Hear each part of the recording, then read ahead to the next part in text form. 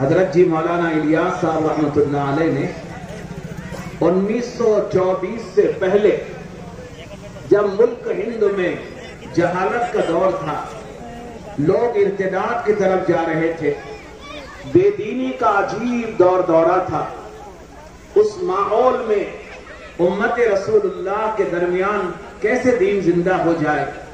اس کے لیے سب سے پہلے مکاتب قرآنیہ کی بنیاد ڈالی۔ پورے میوات کے اندر مکاتب قرآنیہ کا جال بچھایا مولانا الیاس صاحب رحمۃ اللہ علیہ نے، اور کمال یہ ہے کہ اپنے جیب خاص سے خرچ کر کر ان میو برادری کے بچوں کو جنگلوں سے اٹھا کر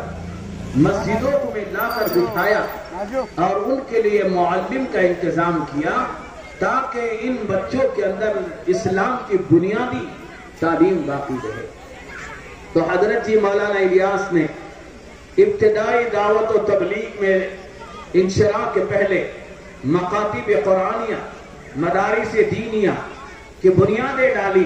اور ان مکاتب سے بچوں نے ایمان اور اعمال کو سنبھال لیا، لیکن نتیجہ اتنا برآمد نہیں ہوا۔ کیوں نتیجہ سامنے نہیں آیا؟ کہ بچے مکاتب میں پڑھ کر تو